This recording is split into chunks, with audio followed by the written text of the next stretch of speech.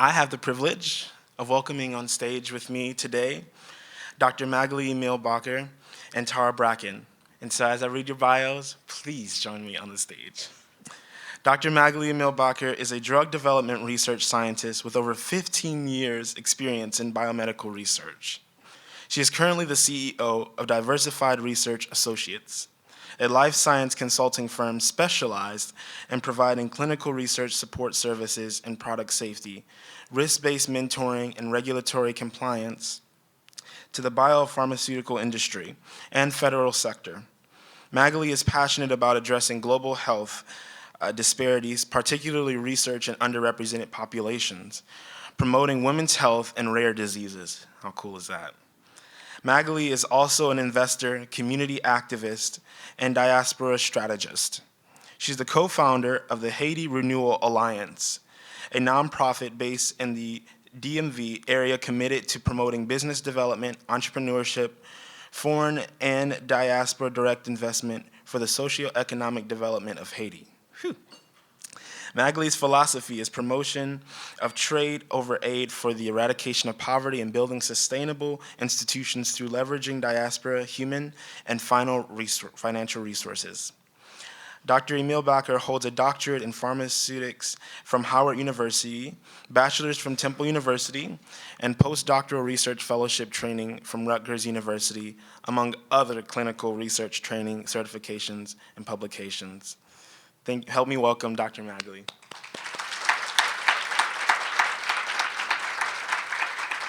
All right. Dr. Tara Bracken, is a malaria advocacy and communications officer on global health team at the United Nations Foundation. She completed her doctorate in infectious diseases at the University of Georgia Center for Tropical and Emerging Global Diseases in 2016, specializing, in the immunopathogenesis. Yep, that one, of placental and cerebral malaria. During her graduate studies, she developed a passion for science communications that led her away from basic research and towards a career in global health and science advocacy.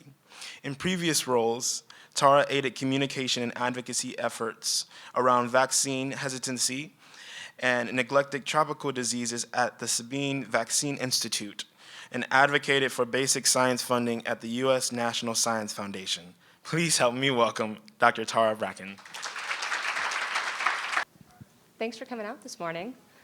We're going to start with a brief discussion of the Sustainable Development Goals and how they interact with malaria and how these two fights really support each other.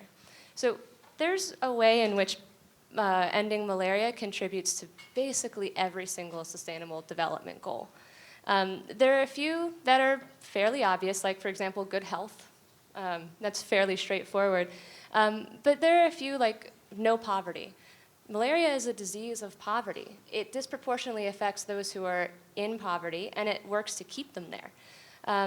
There are others such as gender equality, decent work and economic growth, social justice, and all of those we'll be talking about later throughout this session. But I also wanted to highlight the opportunity for multi-sectoral action in the fight against malaria, both to help us achieve our goal to remove malaria from this world, but also the important role that we play in helping these other Sustainable Development Goals push forward and help us really achieve what we're trying to as a global community. So, for example, one that may not be immediately obvious, zero hunger.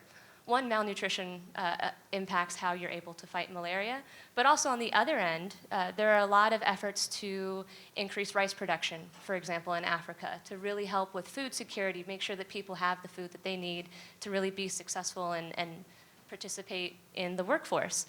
But what happens when you create a whole bunch of fields that are flooded during warm seasons?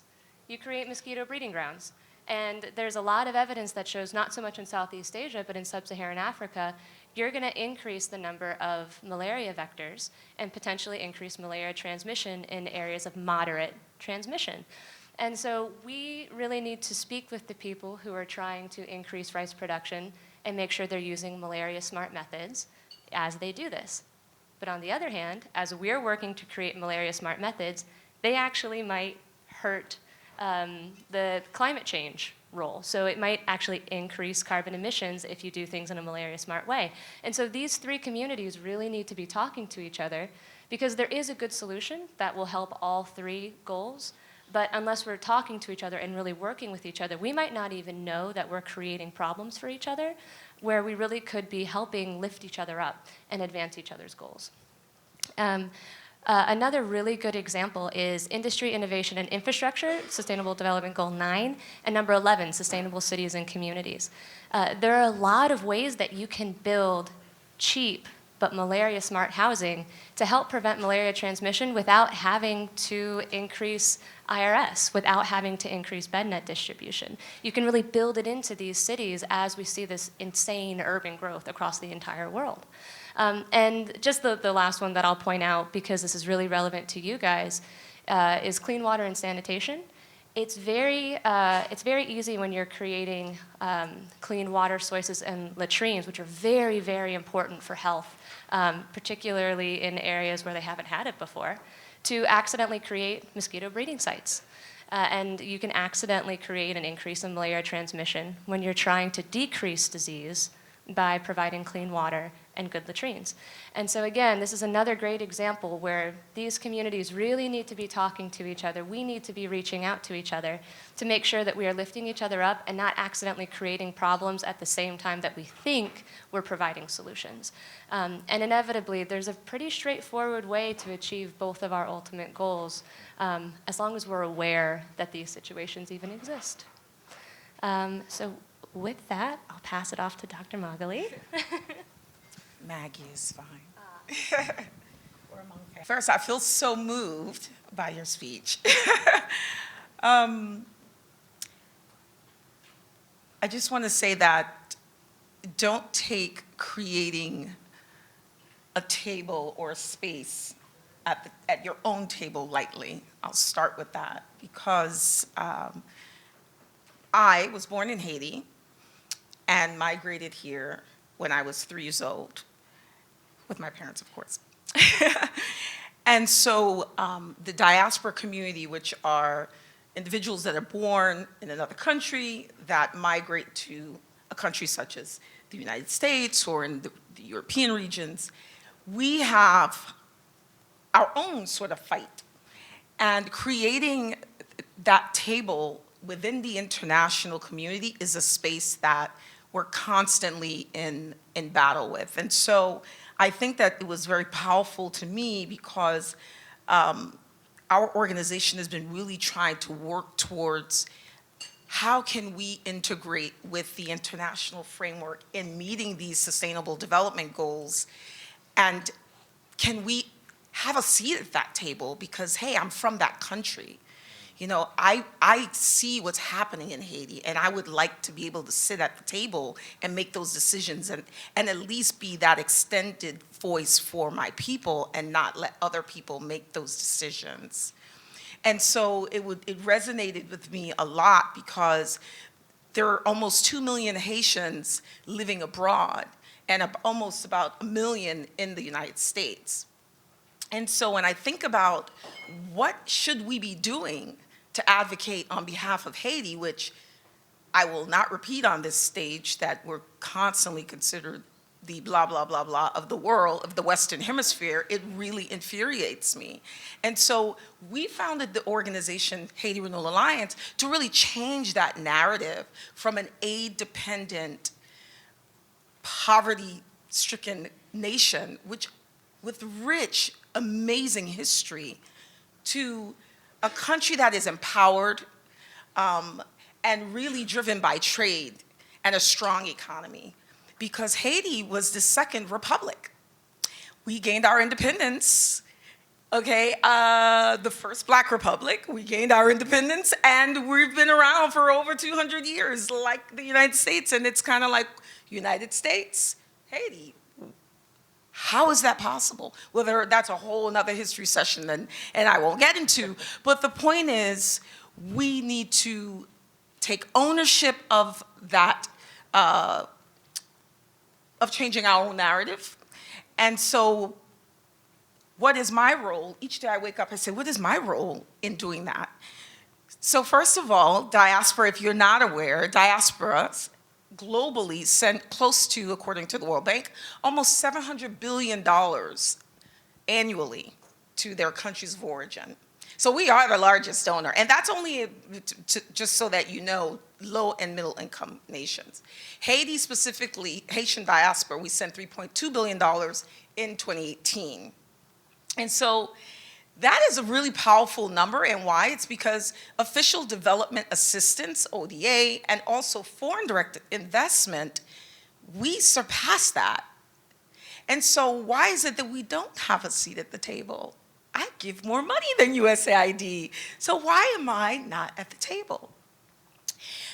On top of that, we have, within the diaspora, we have very highly educated individuals in very senior level positions. In fact, the DC Attorney General is Haitian. There are senior level officials within the NIH, within HHS in general, that are Haitian. And that's only Haiti. I won't get into Africa, which my Nigerian brothers and sisters are so progressive, and the rest of the Caribbean, et cetera. And so the role of the diaspora is so, it's an untapped resource that I really feel from a technical capacity standpoint, financial standpoint, we are not being leveraged. Our people know our value. We're the first on the ground when anything happens. So we've pretty much been operating within the humanitarian and the development space without an invitation, to your earlier point. And so our organization is trying to create this model of integration where we could no longer operate in parallel, but say, hey, you know what, there's so many gaps in meeting the sustainable development goals. There's so much funding that's needed. Do you want to tap into my $700 billion? Can we work together as an official development partner and not just some rogue, diaspora that they always say, you guys are so passionate and you're trying to do everything, and when there's a disaster, you get the first on the ground, but you don't have training, which unfortunately, that's not a good thing, but it speaks to our passion, it speaks to our commitment. So when the fight is over, when the disaster is over, and the NGOs are heading out, guess who's still there? We are. So we're there before the disaster, we're there during the disaster, we're there in recovery, we're there throughout the entire development spectrum. And so, again, we have to create our own table. And so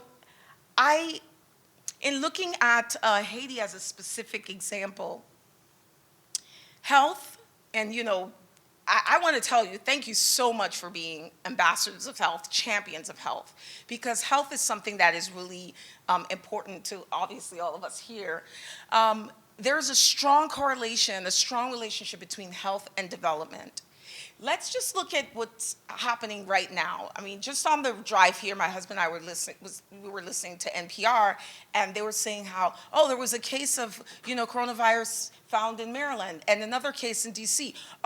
The gentleman that came from X country was infected because they went to a public school in DC. They shut the school down, so the school is closed today. Okay, and other high schools are also closed. Travel, good time, not good time, but cheaper tickets, okay? So, I mean, it's like no one's going to work. Teleworking is all of a sudden it's sexy now. So it's extremely, and the stock market, well, I won't even start there, but I mean, we're losing money, it's just not a good thing. But that's really a very excellent real-time example of how interlinked health is with the economy at the very basic level. When you are not healthy, what happens? You have to keep your kids have to stay home. The parents have to find babysitters, and they have to stay home, so they miss out. So you're missing out. So there's absenteeism, you're not working, et cetera. And so it also impacts the overall, so I won't get too much into GDP, but from an economic growth standpoint, your gross domestic product is sort of like your expenditures, sort of, okay, it looks at a snapshot of how healthy is my country, right? So if your GDP If your people aren't going to work and your economy is just going down the tubes because everyone's sick, poverty is taking over your entire country. Countries like Haiti, it's really difficult for a country like Haiti to sort of pick up themselves by their own bootstraps, to use my Booker T. Washington quote, because there are so many factors that continue to keep the country down. I personally abhor poverty. It reduces a human being to nothing. It isn't, I mean, we all need help once in a while, but poverty keeps you in a position of need. It makes you susceptible and extremely vulnerable to the worst things like spread of disease. You're not able to provide for your children, your family, watching your children die. With malaria, it's something that, we can treat, and it's not empowering. And so it's no wonder that it is the first Sustainable Development Goal, and it should be. The third being health, well-being. There are three things in life. It's your health, it's your purpose or your mission, and it's the people you love. Notice that money is not in there, right? Because guess what? We all know billionaires that get sick, and what happens? They die, and somebody else enjoys their money. So your health is so critical to every aspect of your life, from your family life, from your social life, from your ability to empower yourself and work, earn an income. So to be a productive member of society, to build up the national income for your country. So when malaria affecting women and children under 5, I mean, women, I don't know for other countries, well, probably a lot of countries, but women in Haiti are the rock. I mean, these women with the big, things on their head, and they're climbing up mountains, and the gracefulness in them selling their products on the street. When they're sick, that one person, for every one person in Haiti, is providing for 12 people. So you're talking about 12 people that are now going further and further into poverty because of getting sick. And we may take it for granted that you have 20 urgent cares around, like on every corner, but guess what? Some countries don't have that. So you're sick, you may not even have enough money to buy a net, even though they're free, but if you're way out, in the last mile, how are you able to have access to care? And so the weak infrastructures and a slew of other things really sort of help keep people in poverty. And the last thing I'll say is in terms of climate change, I love Greta, so I'm like, yes. Young people, absolutely, you have to be the champion of creating change, because the old heads are just not getting the job done. And I am not an old head. I just genetically have silver hair, just to let you know. No, really, because, I always tell my dad, thanks a lot. I dyed for many years. I kept dyeing my hair. My husband last year said, babe, really, every 2 weeks you have to dye your hair. Just leave it. It's going to be pretty. I'm like, you just want to leave me for a 20-year-old? He's like, no, just leave it. It's okay. And so I realized, you know what, let me just leave it. I think my face looks young enough where people won't think that I'm like a senior citizen. So I have more gray hair than my mom and people at my church. But the point is, you as a young person, you have to take the lead on creating the change that you want to see in this world, because the status quo, they're very comfortable in their positions of power, and it's just not going to happen. So I love Greta, so that's why I got into my little spiel about that, young people. So with climate change, Haiti, again, is another example. As a result of climate, migration is, they're saying by 2050, there are going to be close to 200 million people. Migrants, refugees, this is scary. Right now, we see what's happening with natural disasters, floods, tropical storms. I mean, here, you have strong enough infrastructure where you can just tell Congress, I need another $20 billion to build this road, et cetera, et cetera. In Haiti, 2010 just totally decimated homes, et cetera. What happened with that? Well, those people, between the hundreds of thousands that were now living in tents, are now in these crowded spaces. They're subject to all kinds of violence, just very poor conditions of living.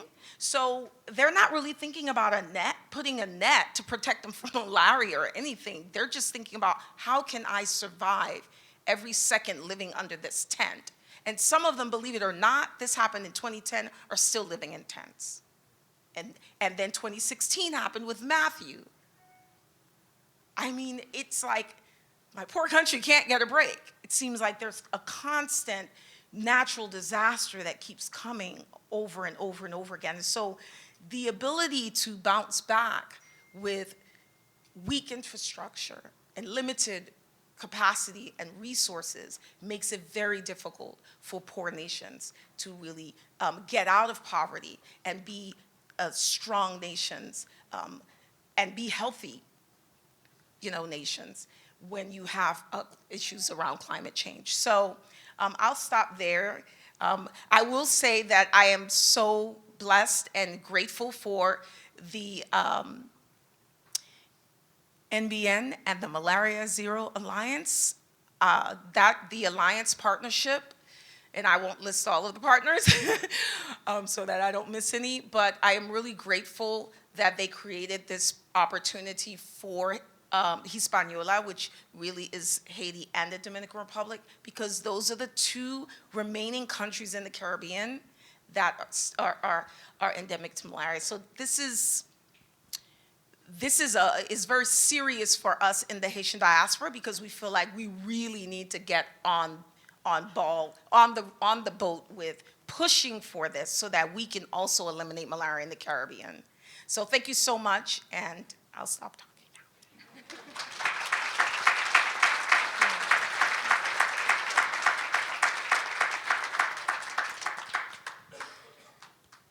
now. Okay, I'm going to shift now to looking at malaria and gender.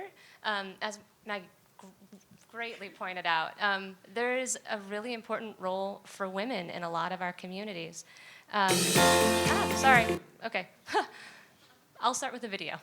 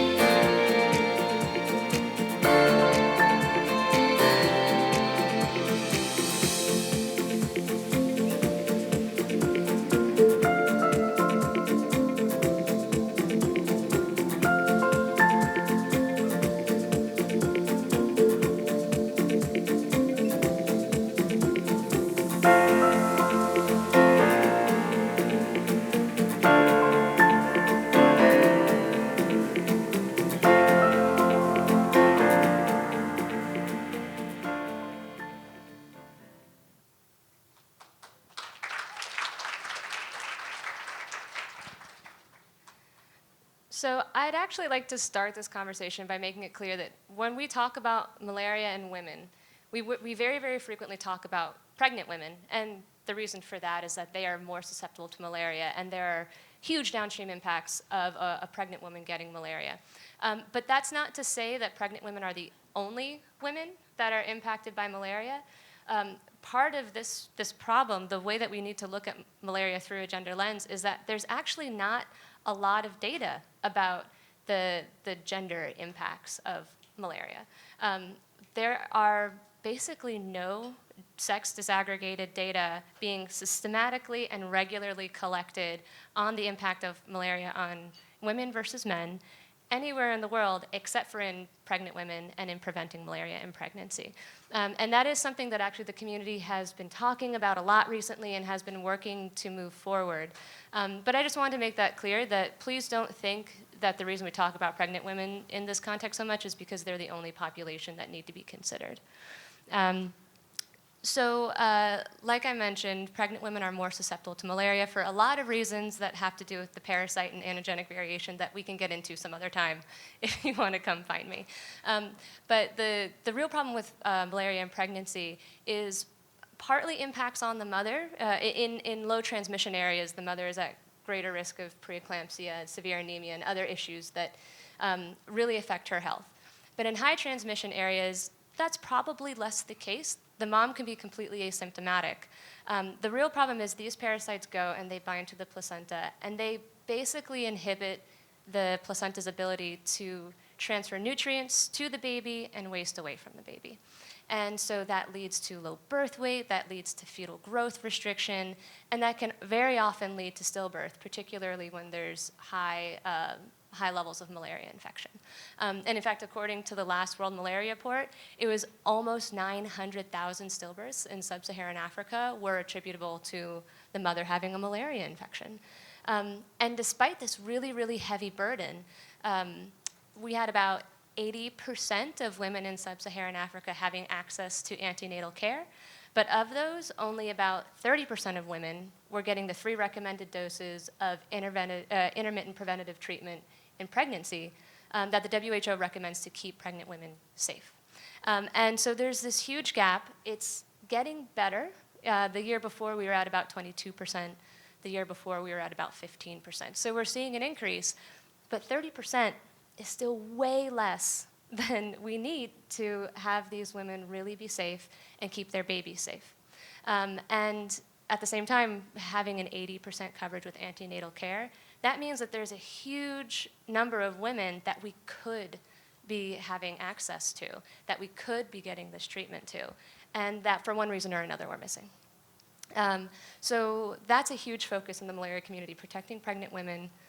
IPTP, the intermittent preventative treatment in pregnancy, is a huge way, but also the same ways that we protect anyone from malaria, making sure that their houses are sprayed or that they're sleeping under a bed net, that they're getting appropriately diagnosed and quickly. So all of those are things that we really need to consider when we're talking about malaria and gender. But the broader effects of how malaria can impact women and the role that women play when they're infected. So there have been studies showing that while the overall malaria burden is probably higher in adult males, part of that could be that we don't have much data, but the economic impacts disproportionately affect women more than men. So for example, there was a study in Colombia that showed that when family members were sick and couldn't go do their jobs, whether it's subsistence farming or actually going out and working in the workplace, 64% of those responsibilities fell to women. They also showed that in areas in Benin where women were the primary income earner, they were much more likely to buy nets for their family than the men were. I don't know why, and I don't think they can really tease that out with data, but it's true. And so there's a huge role for women being, I guess, economically empowered that is related to them being malaria-free. And women are also playing a really huge role in this fight against malaria. Up to 90% of community health workers are women. Up to 70% of the global health workforce are women. Only about 25% of the global health leadership are women. And so that's a gap that I see improving personally as someone who's been in this field for about 10 years. But there's a really huge role for women voices in helping us end malaria and really stop this gender disparity that malaria infection is propagating, frankly. And I think actually I'm going to land there because you've really hit the key point that women are very often the cornerstones of a lot of these communities. And so when women are sick, it doesn't just impact them. It impacts their children, it impacts their families, and it impacts their communities as a whole. And so we really need to consider women and make sure that we have the data that can support this need to consider women and really affect policy change that fully integrates this gender perspective and this gender lens into how we are creating malaria programming and how we are targeting key populations to really shrink this gap that we're seeing. Yeah, and so thank you so much. If you're listening to this and you're thinking you have questions, we're going to have some time for that toward the end of the session. But I have a question, and I'm going to ask you first, Dr. Bracken. So you spoke a little bit about the importance of a multi-sectoral approach. And what does that mean, and can you provide a tangible example of taking a multi-sectoral approach to addressing malaria and the global goals? Yeah, for sure. So this is actually an area that I feel very passionately about, and I've been really fortunate to get to work on multi-sectoral projects through UNF. I sort of see taking a multi-sectoral approach to fighting malaria the way that I see integrative healthcare working. You know, you don't want to just go and treat a single symptom. You don't want to just go treat a single disease because you may miss the bigger picture. You know, this person has a headache, you give them aspirin, woo, that headache is gone, but there's some underlying larger issue that's causing that headache that will cause bigger problems long term. It's sort of the same way when you're fighting malaria. You know, we can go and we can hand out treatment, we can hand out nets, we can try and implement some vector control strategies, right? But ultimately, we may not be fixing the underlying disease that is causing the symptom, if that makes sense. And so there's a lot of areas, like I mentioned with the SDG wheel, where we can really be working together across sectors to make sure that we're not just working hard, we're working smart. We can really leverage each other's resources, each other's expertise to sort of come together to solve a single problem. And the example that I brought up with the rice, I think is really just the perfect example, and it's one that we're really getting into, and I think we're going to be able to make a serious impact on. So JICA, it's essentially Japan's U.S. aid, has set a goal that they're going to increase rice production in sub-Saharan Africa by 50% over the next, I think it's 10 years or something like that, which is great. I mean, think of all of the food that will be available. It's really a wonderful thing, and all of the employment that will be required, all the jobs. People will need to be growing this rice. But, you know, you flood fields to grow rice, and now you've created wonderful breeding grounds for what is otherwise a very picky vector. I don't know if you guys know this, but Anopheles doesn't like growing in gross water. That's part of why wells, you know, new faucets and latrines are often places where it likes to grow.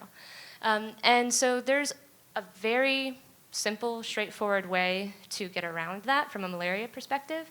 And it basically involves changing how frequently you flood and drain the fields. You do it in a way that prevents the larvae from developing, hatching out, and becoming mosquitoes. So even if the eggs are laid, it doesn't really matter because they can't go through their life cycle completely, right? So we thought, great, this is a great opportunity for us to go and talk to our colleagues at JICA, talk to our colleagues at Malaria No More Japan, and really start a conversation to say, how can we help you guys plan for this in a way that doesn't increase malaria transmission? And one of the ways that we thought, okay, we have a brain blast. Let's give carbon credits to any grower that doesn't, that uses this malaria smart technique, because it's also very well known that rice production can increase carbon emissions. It can increase methane. We thought we were so clever. And then we went and we talked to our climate colleagues, and they said, well, actually, that's not best practice. Please don't do that, because you're starting at zero and increasing. So even if it's less carbon emissions, you know, they're still increasing emissions. So please don't give carbon credits for that. But also, the standard way that we are looking at reducing larval growth actually might, it'll reduce methane emissions, but it'll increase nitrous oxide emissions. That's essentially laughing gas. And part of the problem there is it has less short-term climate effects, but more long-term climate effects. And so that may, in fact, be worse than just having it reduce the normal amount of methane. And there is an in-between. There's a happy medium between what we are suggesting and the traditional way of growing rice. But we would never have even considered that what we were going to suggest to prevent malaria from spreading could potentially have long-term impacts on climate, which of course would increase malaria transmission in some areas. And so it's a place where these conversations are really helping us drive progress and prevent problems that would have arisen from the solutions if we hadn't been doing that. And on top of all that, now we have 3 communities worth of resources to advance this one goal of increasing rice production. So, it's really just a great opportunity for us to really make a change and then have a case study to show everyone else, like, look, when you talk to each other, you avoid stepping on each other's toes, and you have more money, which is always great in the field of global health. Yeah, no, you bring up some really great points, and I think that we see a lot of the multi-sectors here with us today, and it's cool to have those that are working on the advocacy side, those that are in the private sector, public sector, and so I'm going to shift over to Dr. Magalie and ask you more on the side of what is the most important role that members of the diaspora can play in furthering economic growth and improving health in their countries of origin, if you could. So in addition to, I think we bring a unique perspective. We do tend to hover at the high level where I find that the development communities tend to be siloed. This is my pet project. I only focus on economics or, just to use the agriculture. Well, I'm only in ag, so I'm going to focus on that. So we just want to see our people and our country develop. And so we do tend to operate across all sectors as diaspora. And because of that, I think we can provide that unique perspective and be able to tell them, okay, well, we have the transnational networks to be able to at least assist, well, not only advocate, but also to assist from a technical standpoint. And then even better, looking at money, we can help whether through crowdfunding or creating some strategic or innovative ways to restructure remittances towards development. So if we're brought into the conversation, then we can say that, and I know the World Bank has been trying to look into that. There are diaspora bonds. I know India has one, and a couple of other countries that have really sort of looked into how to help to leverage diaspora resources towards development. They're a bit complicated and can be complex. It may work in some countries, but not in other countries, and so there isn't just this cookie-cut, one-stop shop way of doing it. But at least if we're brought to the table, we can have those types of conversations and explore new strategies. We had an opportunity to engage with several NGOs and just giving them feedback, and they were like, wow, I never thought about that. And I'm like, yeah, I know. And that's the added value that I feel that we do have. And we're already specifically looking at the Haiti case. We're essentially Haiti's lifeline. So we keep Haiti alive, which it pains me to say it. The remittances go directly to those families. So when that child is sick and you have to send $300, it goes directly to. So we are essentially providing that public service that, unfortunately, the government should be doing. The country, I was looking at some stats around just the basic health care, and this isn't a big deal, but it is a big deal. And I know that folks are on different, we're in Washington, so there's always about politics, right, about universal health care. But guess what? Half of the 7.3 billion people are not, getting access to medical care. Like, to me, no one should watch their child die because they're like 1 or 2, 3, 10, 100 miles from just like a basic clinic. And so reaching that last mile, trying to find ways to create new clinics where the folks don't have to walk so far just to be able to get basic care. So the diaspora has been kind of filling some of those spaces. There are several health organizations. Collegia Foundation has been around for about 20 years. They have medical clinics, a lot of retiring docs have said, you know what, let's pool our money and let's build a clinic in our hometowns. So the hometown associations have gotten together and said, okay, in the southern part of Haiti, there isn't a clinic. So, hey, Diaspora, what do you guys think about this? So there's so many, because there's so many gaps, there are so many other opportunities, not just for the diaspora, but for NGOs who have more resources to partner with us. And by the way, the diaspora, we are self-funded. We're the only development actor that's self-funded. So imagine you have your kids, you're paying for their college, but then you're taking your 401k, which I've seen people do, and really sort of use your resources for direct investment in your country of origin. So I'm very passionate about the role of the diaspora because we make such a great impact, and part of the championing of this is to say, how can we help within this campaign? How can we help not just to serve as an advocate for both the Haitian government and the US government, but how can we help with investing in funds, whether it's every diaspora buy a net for the 11 million people that's in Haiti, or helping to train, bringing the nurses to the clinics and training. I mean, there's so many examples I can sit up here all day long, but that cross-sectoral, listening to non-traditional perspectives, I think is very important so that you can have a holistic picture for true development. Yeah, and I think we can pick up a lot from that end, and I know I have some more questions, but I definitely want to give time for you all to ask the questions you have, and so. I have one quick point Yeah. I would like Yep. to make before we move to questions, because Maggie reminded me of something that I completely forgot to bring up, but that is so important when we're talking about gender, is this idea that there is no cookie-cutter approach for every country. The gender perspective and gender issues are going to be different, not just in every country, but in every community even. I mean, it goes very far below the national level. And so having community voices and having country voices integrated into into putting together these malaria programs is absolutely essential to not just be fair, frankly, not just for a sense of justice, but also for them to work. I mean, these programs aren't going to be effective if we don't consider this idea that there's no one-size-fits-all around the world. Sorry, that was all. All right, we have a microphone. If anybody has any questions, please ask. We have a wealth of knowledge here.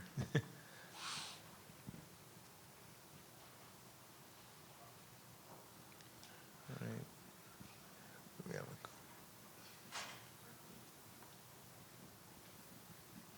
Hi, thank you, distinguished panelists, for sharing your thoughts with us. My name is Gene Romulus. I'm the Executive Director of Health Education Action League for Haiti. And my question is about the eradication and the data. Tara, you mentioned, Dr. Bracken, you mentioned we don't have data on all women, and we have great data on pregnant women. So my question is around false negatives, and how exactly are we close to elimination in Haiti, eradication globally, and what technologies are coming out to decrease false negatives? Could you talk a little bit about false negatives and the tools and instruments for screening? Yeah, sure, that's a great question. Thank you very much. So rapid diagnostic tests have helped a lot with reaching a lot of people and really seeing how much malaria do we have in communities. But the way that a country is certified malaria-free is it has to have gone 3 years without a malaria case. And that includes slide negative. So basically that means going back to the old way. Taking a drop of blood, putting it on a slide, having a thick smear, having a thin smear, and literally looking at the blood to see if there are malaria parasites there. And in elimination settings, that's actually a little bit of a problem in the sense that in an elimination setting, you really need to keep the political will going because it's not a burden on the population anymore. It's very rare for people to be sick. And so trying to find those people who are sick and trying to treat them and make sure that we're going out and identifying every case, it costs more than it does to get people in high burden settings because there's fewer of them. It's harder to find. And so the problem with false negatives, over the course of 3 years, they come back up. You know, a false negative will return as a positive as they get sicker. And so a country can't be certified malaria-free until they have 0 cases reported. But that's a great point that frankly doesn't have a solution beyond trying to really build stronger surveillance systems because, you know, there's only so much you can do. But if it makes you feel better, I don't think there's been a case of a country that's been certified malaria-free that then has come back to have endemic malaria cases again, which indicates that we're at least doing a good enough job between RDTs and microscopic diagnostics. And I suppose we also have something called PCR. It basically looks to see if there's genetic material from malaria parasites in the blood, but that's pretty expensive. That's not a standard. But between all of those things, we have the ability to positively identify malaria positive or negative cases. It's just whether or not we have the surveillance systems to identify it. Did that answer your question? The tools work, but The tools work. systems are lacking. That's exactly it. We have the tools. It's getting to the people. We have enough of a buffer before they're like, yeah, you have no malaria, that we can be pretty confident that there are no cases. We have a question here.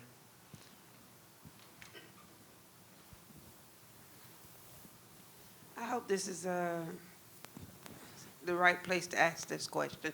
How are we collecting the data to show that children are dying, one child is dying every 2 minutes, and why do we still have one child dying every 2 minutes? If I had the answer to that second question, one child wouldn't die every 2 minutes. But to your first point, so there's a thing called the World Malaria Report. It comes out every year. It's done by a group at the WHO. And they go through, and they're absolutely amazing. I honestly don't know that I could do their job. So they go through and they get data that's been collected by national malaria control programs, by academic researchers, by Global Health Study. And they go through and they identify what's good data, what's bad data, where are the gaps. I literally have instances where they've gone into individual hospitals and looked at the hard copies of the data to see if the cases being reported are accurate or not, and whether or not the data is there. And from there, they collect all of the data we have, however spotty it may be, and generate mathematical models that can accurately scale it up to the country level. And so if you just Google World Malaria Report, you can see they plan out all of the global trends, both with women, with children under 5, all of the key populations, cases, deaths, malaria risk in countries around the world. And then in their appendices, they'll give you data separated by country. It doesn't go to the subnational level in the World Malaria Report. You have individual academic studies that sometimes are able to do that. But unfortunately, we're reliant on the data that exists, and so that's not available for every country. But so they're very, very rigorous, almost to the point of being a little bit more conservative than maybe the reality, but I think that's important from a programmatic perspective. Their models scale up what the current burden is. And so that just gets updated every year, and that's our gold standard. And it's as good as it gets, unfortunately. Data is the most important thing when trying to plan programs. It's also one of the most elusive things for a lot of, honestly, very common sense reasons. People are hard to get to. If you're in a low resource setting, you're in a low resource setting. Being unable to get those data because you're in a low resource setting. It's sort of a never-ending cycle. But it's something that we're trying to improve and that I think they've already made pretty good strides on, but we're not even close. Yeah, and I was just going to add that, investments in data collection and in research are really critical to being able to collect this information as well. And so I know that for Haiti, a lot of these investments are going into surveillance and training the community health workers.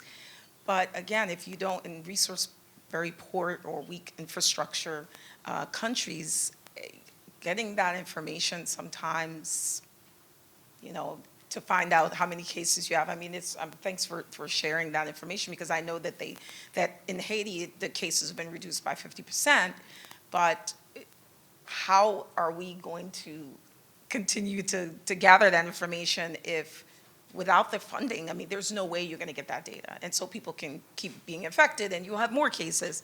So I'm glad you shared that, and that's a great question. Yeah, and actually tying it back to the SDGs, since that's what the session is about, a lot of that also comes back to if we strengthen primary healthcare systems. Right. That'll help with surveillance and collecting those data and having a better sense of where we are. Because if we simply have the infrastructure already there, it becomes much easier to ask, hey, can you test this person for malaria? And then from the gender lens, again, coming back to what are the gender issues in this specific area?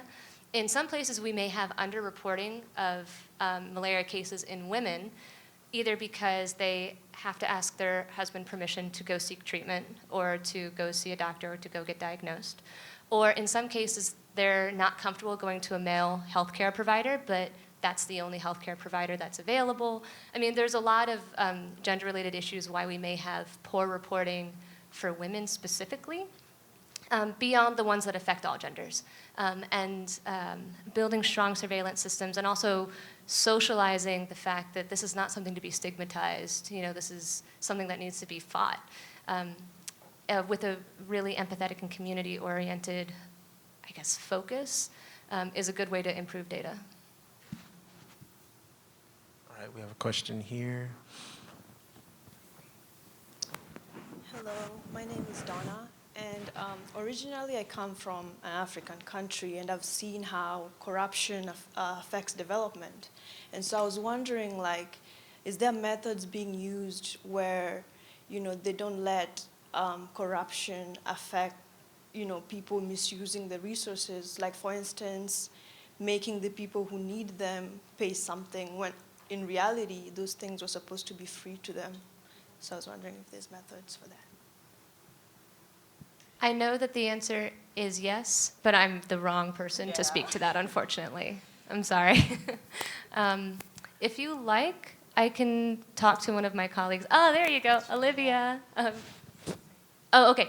Go speak to Olivia after this. Also, everyone, this is Olivia.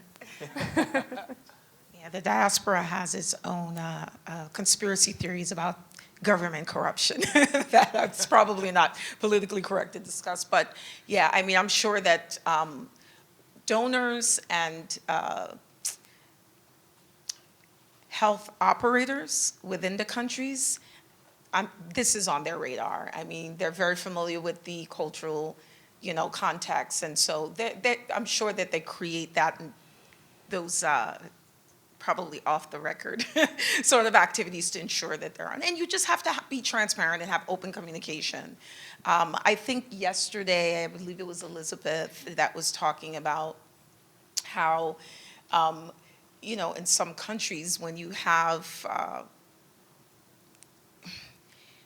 it's almost like when governments or entities are counterfeit. She was talking about counterfeit, just the ethical values that should go into, resolving these development issues. And unfortunately, you can't really control people's behaviors. All you can do is have open communication and put as much advocacy out there and awareness, and use your local community leaders to really sort of say, look, this behavior is not acceptable as a result of your counterfeit medication, or as a result of you trying to sell these nets that are being, not even a mile away, given away for free. Like, this is really not a good behavior. And so essentially shame them. So it's not just, the onus is not only on the community, the donors and the community health workers, but it's also on the actual community to just basically say, this is not acceptable. So everyone is accountable to minimize corruption in a country.